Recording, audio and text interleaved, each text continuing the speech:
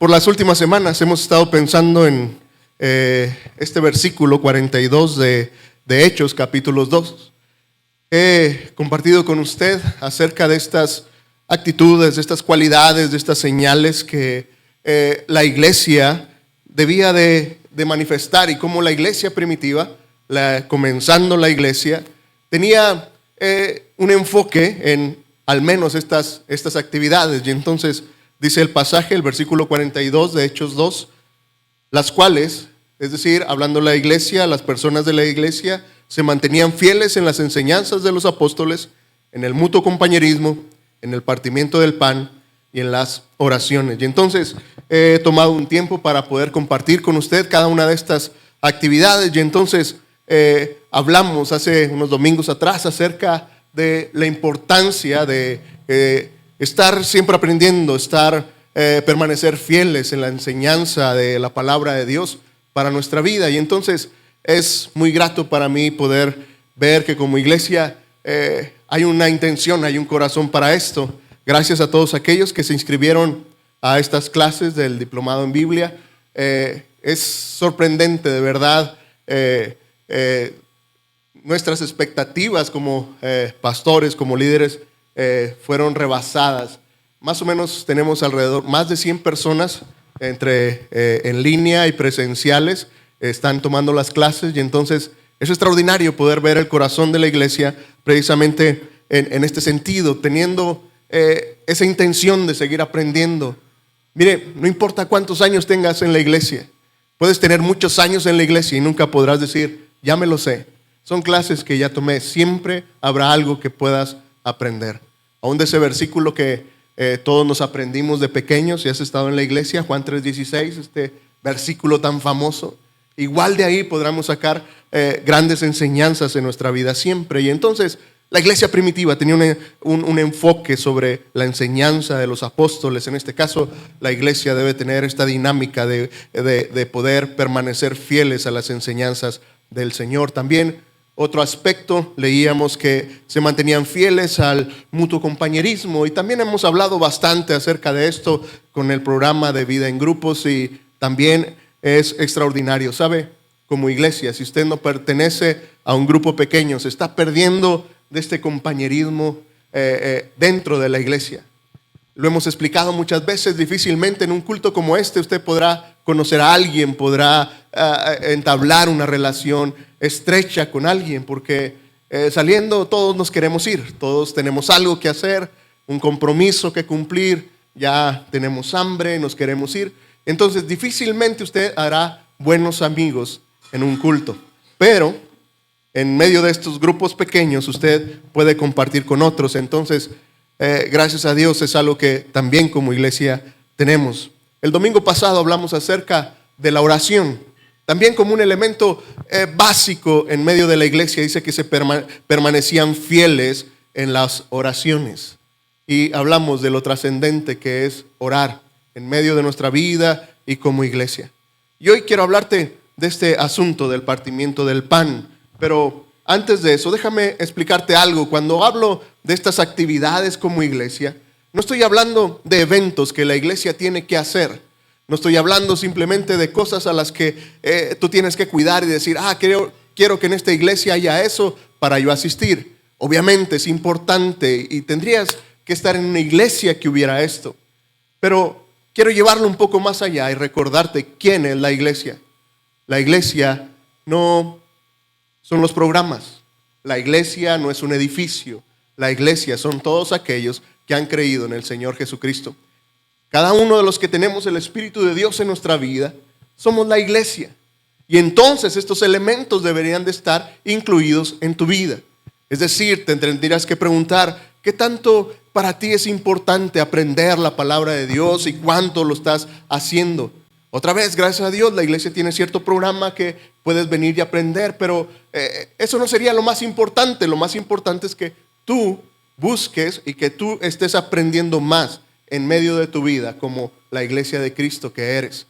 Otra vez, mira, podemos confundirnos y pensar que estas son actividades que la iglesia tiene que crear, pero lo que sucede cuando tú y yo pensamos así y no nos involucramos, Lo que pasa es de que nos volvemos meros consumidores de servicios espirituales. Y vivimos en una generación llena de personas que están buscando simplemente consumir servicios espirituales. Y cada una de estas cosas podría ser un buen servicio espiritual que consumir. Quiero ir a una iglesia donde me dan una muy buena enseñanza y que yo pueda aprovecharme de eso. Quiero ir a una iglesia donde haya una buena adoración y entonces simplemente consumir lo que ellos hacen. Nuevamente, déjame insistir en esto. No estoy hablando de simplemente actividades que la iglesia hace. Estoy hablando de una actitud del corazón que cada creyente debe de tener y ojalá y cada uno de nosotros en nuestros corazones podamos mantener este equilibrio y estar pendientes de, estamos aprendiendo más de la Biblia. Es importante tener para mí comunión con mis hermanos en la fe, o simplemente es venir el domingo e irme y no me importa conocer a nadie. Esas cosas tienen que estar en tu vida, tienen que ser importantes para ti. ¿Qué tan importante para ti es la oración? ¿Estás orando o estás esperando a que haya una reunión de oración para orar? A eso me refiero, tiene que haber esta intención en el corazón. Y entonces esta mañana déjame terminar de cubrir cada una de estas actividades y hablemos ahora acerca del partimiento del pan.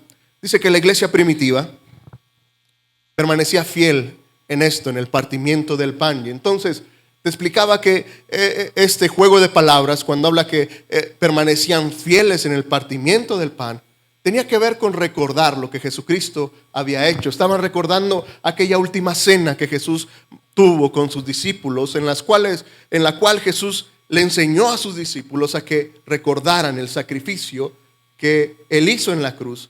Y entonces por eso dice que en aquella última cena tomó un pan, lo partió y entonces dijo: este es mi cuerpo que por ustedes es partido. Estaba hablando del dolor de la cruz que iba a sufrir, pero dice que luego tomó la copa y bebió de aquel jugo de la vid. Y entonces en medio de eso Él dijo: esta es mi sangre que por vosotros es derramada. Y el punto de Jesús era invitar a aquellos seguidores de Jesús, aquellos discípulos que estaban con Él, a que nunca olvidaran lo que Él había hecho por ellos en aquella cruz. Y el punto es que me parece que el hecho de que lo recordaran siempre, que cada vez la iglesia primitiva, cada vez que se reunían, tuvieran este evento de recordar el sacrificio de Cristo, tenía que ver con un evento, tenía que ver con un asunto de adoración. Porque mira, no serviría de mucho recordar que Jesucristo murió si no hubiera una reacción, si no hubiera algo que naciera del corazón. Y entonces, ¿sabes? La iglesia primitiva, cada vez que recordaba ese sacrificio de Cristo por ellos en la cruz, era un momento de adoración especial para ellos. Y entonces, ¿sabes?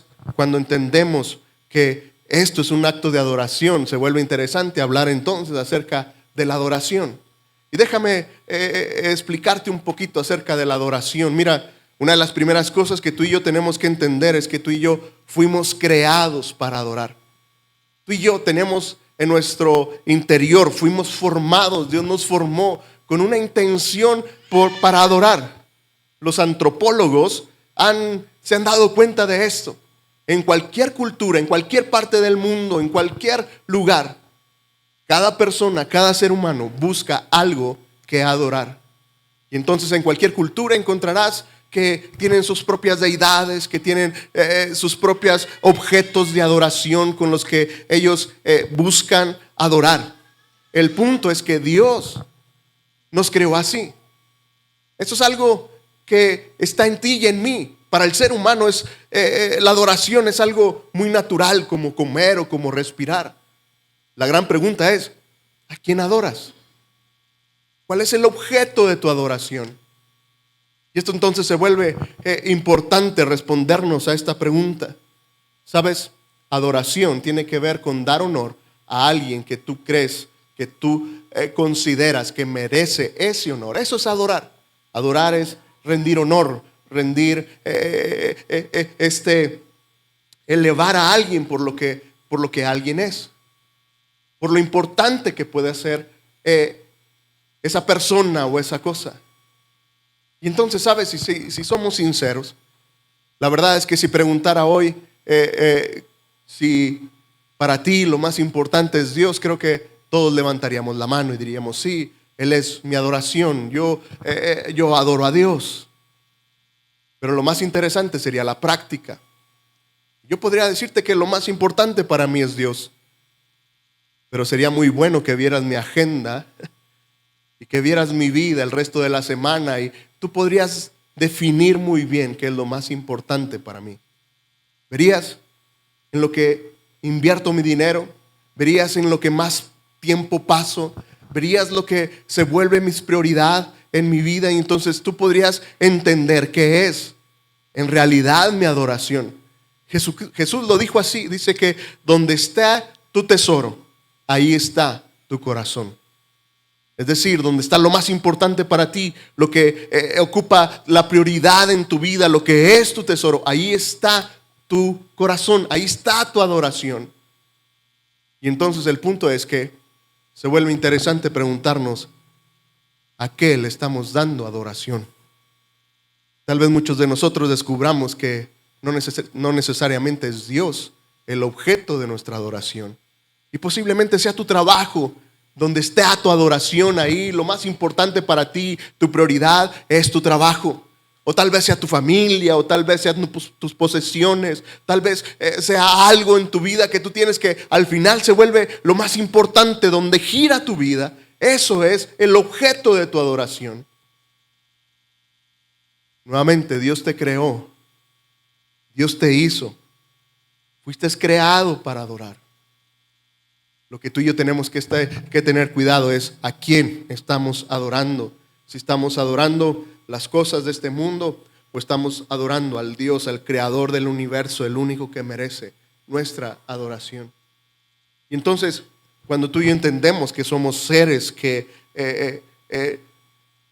fuimos creados para adorar, y cuando hemos considerado qué es nuestra adoración, y si no es Dios, debiéramos de replantearnos qué estamos haciendo con nuestra vida. Pero si dices que es Dios tu adoración, ¿sabes? Debiéramos de pensar en qué es lo que motiva tu adoración a Dios. Todo lo que tú y yo hacemos está movido, está impulsado por una motivación. Piénsalo, todo lo que tú haces, todo lo que tú y yo hacemos tiene detrás una motivación. Desde lo más sencillo hasta lo más importante en tu vida. Está impulsado por algo que te motiva a hacerlo. Déjame darte un ejemplo. Cuando regaño a una de mis hijas, alzo la voz, le hablo fuerte, hay una motivación detrás de eso. Quiero asustarla. Quiero que tenga cierto miedo para que sepa cuál es la autoridad y que me haga caso. Hay una motivación de hablarle así a los hijos, ¿no es cierto? Quiero que sienta poquito miedo de su papá y entonces obedezca. Hay una motivación detrás. Cuando la quiero convencer de algo, alguna de mis hijas, puedo con una motivación decirle, hablarle de una manera más suave, tratar de convencerlos de que eso es lo mejor que tienen que hacer. Pero siempre hay una motivación, que es lo que quieres lograr. Cada mañana tú y yo nos levantamos por algo que nos motiva. Vas a trabajar cada mañana por algo que te motiva. Y puede ser el dinero que vas a recibir la próxima quincena. Y esa es tu motivación. Voy a tener dinero para pagar mis deudas y pagar mis gastos. O puede ser tu motivación de sentirte realizado y hacer algo y decir, hoy fui a trabajar y hice algo. Siempre detrás de lo que tú y yo hacemos hay una motivación. Y la adoración no es la excepción. Y entonces la pregunta es, ¿qué te motiva a adorar? Cuando tú y yo hablamos de adorar a Dios, la pregunta es, ¿qué nos motiva a hacerlo? Porque mira, muchos pueden adorar, pero con una motivación incorrecta es algo que Dios detesta. Y es algo que no sirve. Y es algo que Dios no acepta. En algún momento de la historia, el pueblo de Israel, el pueblo de Dios, cayó en este punto de adorar de una manera hipócrita. Adorar ofreciendo oraciones no sinceras, alabando de manera fingida, diciendo palabras vacías simplemente al viento, haciendo los rituales porque los tenía que hacer. Y Dios habló con ellos. Y el profeta Isaías, ahí en Isaías 29, en el versículo 13, encuentras este mensaje de Dios para el pueblo. Y Dios le dijo a su pueblo así: a decir verdad, dice Dios, este pueblo, está hablando de su pueblo, del pueblo de Israel, se acerca a mí con la boca y me honra con los labios, pero su corazón está lejos de mí. El temor que de mí tiene no es más que un mandamiento humano que le ha sido enseñado. Mira, me parece que este versículo encierra todo este asunto de una motivación incorrecta para adorar a Dios. El pueblo de Israel llegó al punto que Dios decía: este pueblo se acerca con su boca y me honra con sus labios. Es decir, eran muy buenos para estar en la iglesia, eran muy buenos para hablar, para cantar, pero dicen: su corazón está lejos de mí. Dice: el temor que de mí tiene no es más que un mandamiento humano. Es decir, lo hacían por tradición. Y uno de los principales errores que tiene un seguidor de Jesús para tener una mala motivación de adorar es la tradición. Y si tú estás aquí porque es domingo y tienes que venir, porque alguien más te lo enseñó, es lo mismo que el pueblo de Israel. Estás obedeciendo un mandamiento humano. El temor que tiene no es de Dios, es el temor de lo que te enseñaron. Y uno dice: bueno, es que toda la vida he entendido que tiene que ser así. Dios lo notó en su pueblo y entonces dice: me honran con los labios, pero su corazón está lejos de mí. Mira, muchas veces te he contado que prácticamente nací en esta iglesia. Desde que tenía 3 años mis papás venían a la iglesia, a esta iglesia, y aquí crecí. Y muchos de los hermanos que están aquí, hermanas, fueron mis maestras en la escuela dominical y me enseñaron cosas muy buenas. Pero la verdad es de que muchas de esas cosas que me enseñaron, yo las hacía simplemente por repetición. Crecí en una generación en que los padres con una sola mirada te obligaban a hacer algo. No había opción de reclamar algo. Mis hermanos y yo no teníamos opción de un domingo decir: no voy a la iglesia. No había opción. Era: tienes que estar ahí. Y sabes, honro a mis padres por eso. Pero a la vez, ahora que soy padre, me doy cuenta que corres un gran riesgo si como padre simplemente obligas a tus hijos a venir. Porque sucedía conmigo muchas veces. Estaba aquí y de labios honraba al Señor, cantaba como todos cantaban. Me portaba lo mejor que podía porque estaba en la iglesia, pero mi corazón estaba lejos de Dios y eso no es adoración. Estás aquí simplemente porque es una tradición en tu vida, porque así te inculcaron estar aquí, ¿sabes? Eso no es una adoración genuina a Dios. Y entonces, si no es eso, si no se trata de cumplir, de hacer lo que alguien más me enseñó, entonces, ¿de dónde viene la motivación correcta? Bueno, ¿sabes? La motivación correcta viene precisamente de un corazón agradecido. Cuando hablamos de adoración, la adoración nace de un corazón realmente agradecido con Dios. Y entonces, me parece que es aquí donde se conjuga esta enseñanza del partimiento del pan con la adoración. Porque no puede haber una adoración genuina si no hay una gratitud. Y una gratitud a Dios por lo que Él ha hecho por nosotros. Mira, déjame ir más lejos. Muchos de ustedes, muchos de nosotros venimos a la iglesia para agradecer a Dios por lo que tenemos, ¿no es cierto? Y decimos: voy a la iglesia para agradecer a Dios por los alimentos que tengo y porque me va bien y porque tengo salud y porque tengo trabajo. Y eso está genial.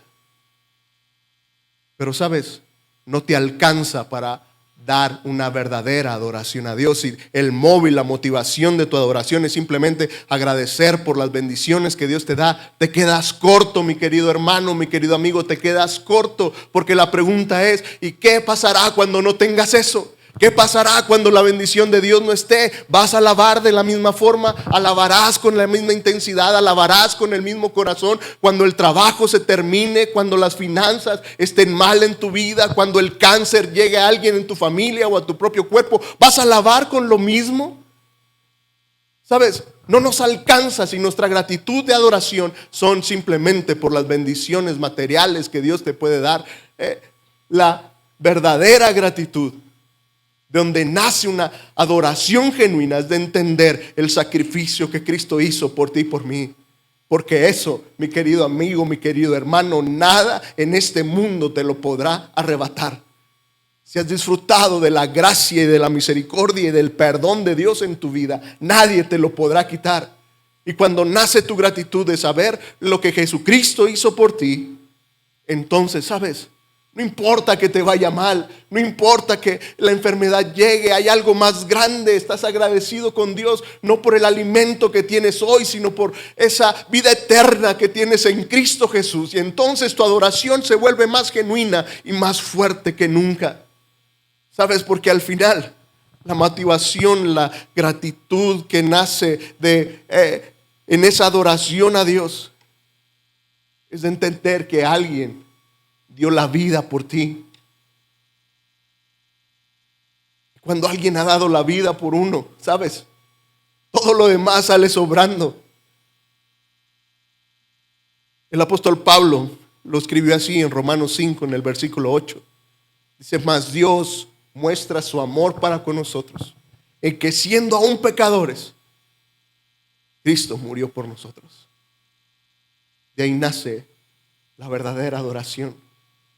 Cuando entiendes que Dios te ama tanto, que aún cuando eras un pecador, aún cuando no teníamos la menor intención de agradar a Dios, Él ya te amaba. Dios ya te amaba y te ama aún cuando tú estás lejos de Él. Y un amor que lo llevó a la cruz del Calvario. Mira, la adoración, mi querido hermano, va más allá de simples cantos de una reunión en la iglesia. La adoración que nace de esta gratitud por el sacrificio de Cristo en nuestras vidas va más allá de una reunión. Se vuelve un estilo de vida. Esa gratitud y esa adoración por lo que Cristo hizo se manifiesta siempre en todo lo que tú y yo hacemos. Alguien dijo que cualquier actividad en la vida, excepto pecar, se puede volver adoración a Dios. Cualquier actividad, excepto pecar, se puede volver adoración a Dios. Y estoy de acuerdo. Cualquier actividad. Puedes estar en tu trabajo y se puede convertir tu trabajo en un acto de adoración. Puedes estar realizando ese hobby, eso que más te gusta en la vida, y se puede volver un acto de adoración a Dios. Cualquier actividad de nuestra vida, excepto pecar, se puede volver una adoración al Señor, siempre y cuando tú tengas esta gratitud a Dios por lo que Él ha hecho por ti y lo haces en respuesta a este sacrificio del Señor Jesucristo. Y entonces, ¿sabes? La adoración nace entonces de entender lo que Cristo hizo por nosotros. Y por eso me parece importante que esta mañana, de una manera bien práctica, juntos recordemos lo que Cristo ha hecho por nosotros. Y entonces, saca tus elementos para la cena y manténlos listos por ahí, por favor. Y nuevamente, si quieres participar de la cena y no los tienes los elementos, ahí atrás. Y entonces quiero invitarte a que nos pongamos en pie para celebrar esta cena, en lo que cada uno de nosotros abrimos.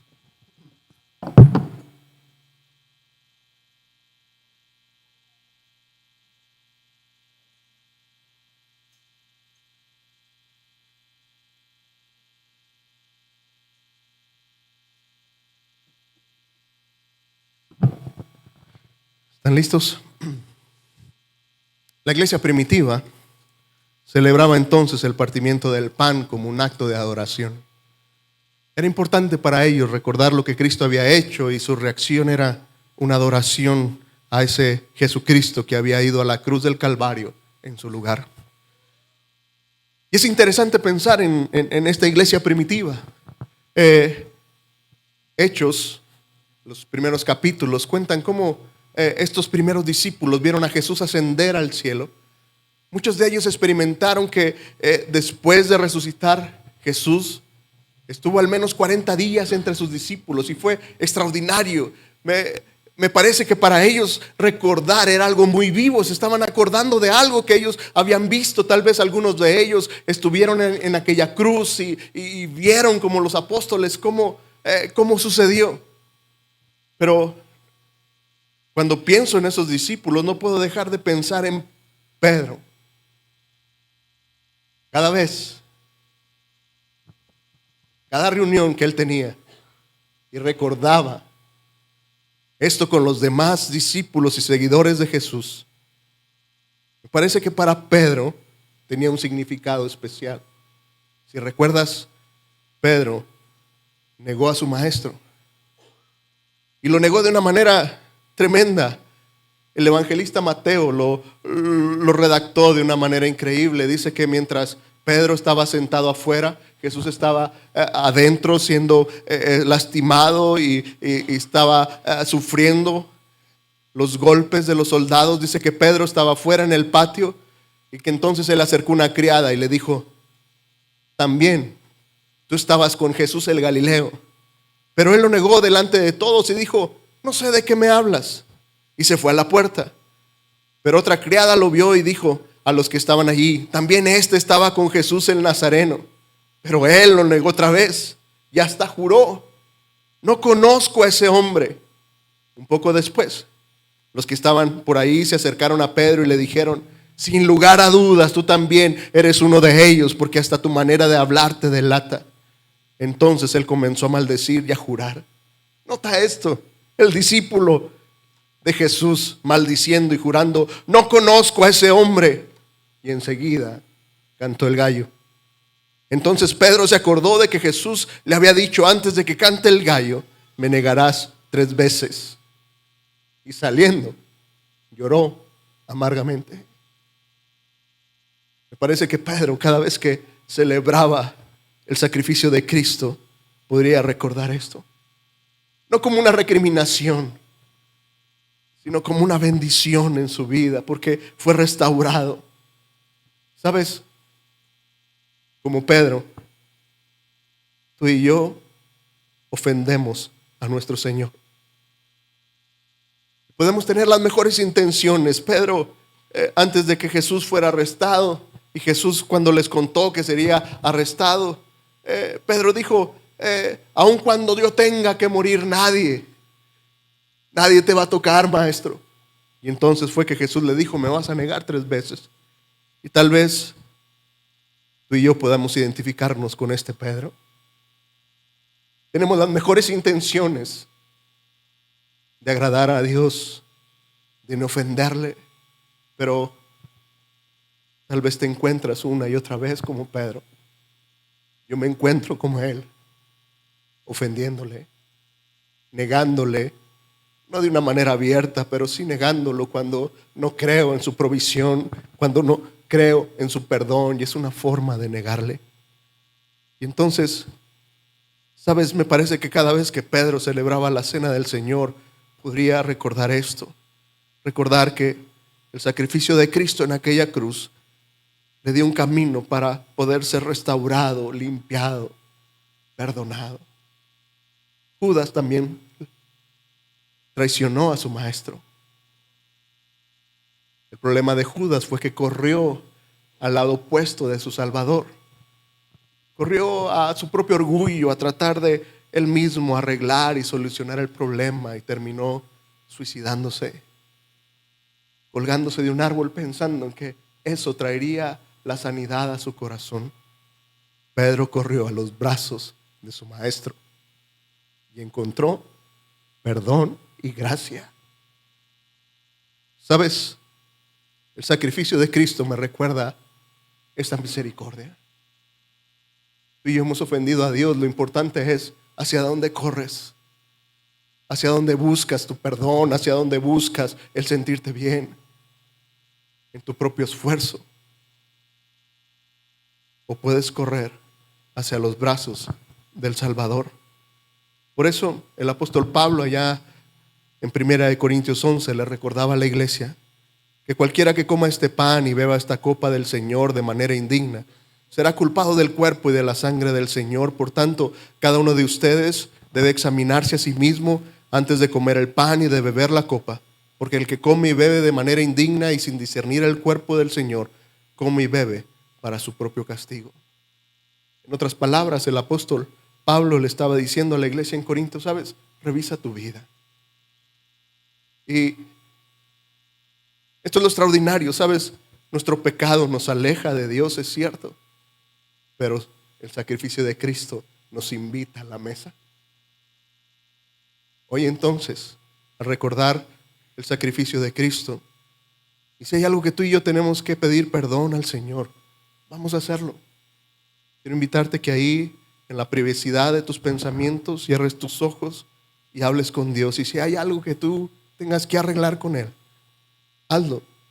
Corre a los brazos del Salvador, corre a los brazos de ese Dios lleno de gracia y misericordia.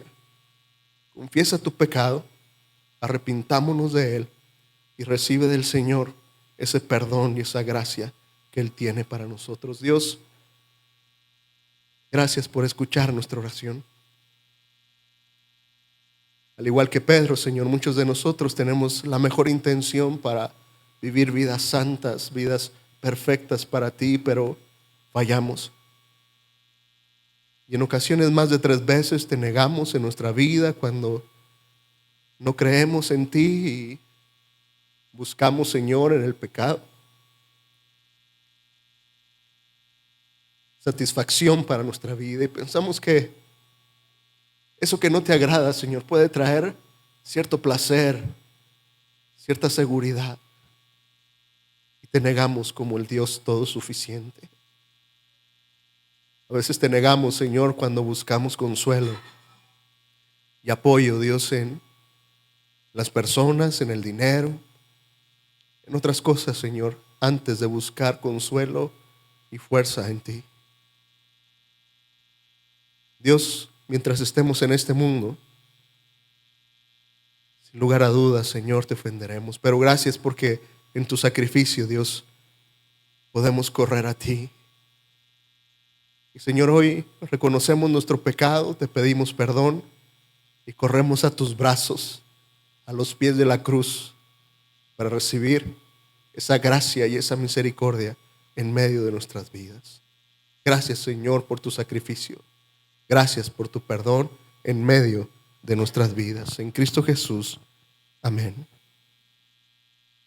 Entonces dice la palabra del Señor allá en Corintios, decía el apóstol Pablo, que yo recibí lo mismo que les he enseñado a ustedes, que la noche que fue entregado, el Señor Jesús tomó pan y luego de dar gracias lo partió y dijo, tomen y coman, este es mi cuerpo que por vosotros, que por ustedes es partido. Hagan esto en memoria de mí. Comamos.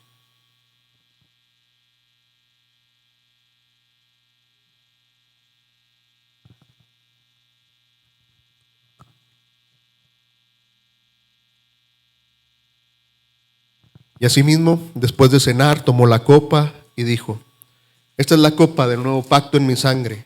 Hagan esto cada vez que la beban, en memoria de mí. Bebamos.